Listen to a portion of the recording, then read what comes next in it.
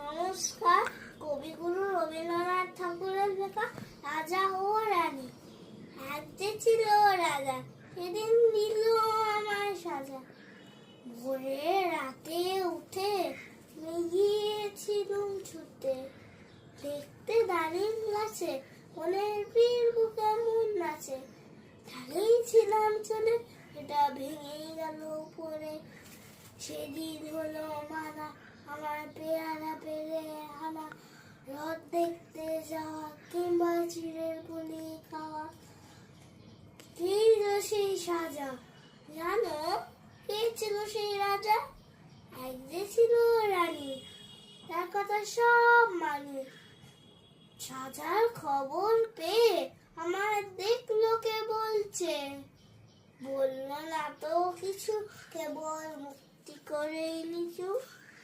আপন ঘরে গিয়ে সেদিন রইল আগল দিয়ে, হলো না তার খাওয়া কিংবা রথ দেখতে যাওয়া।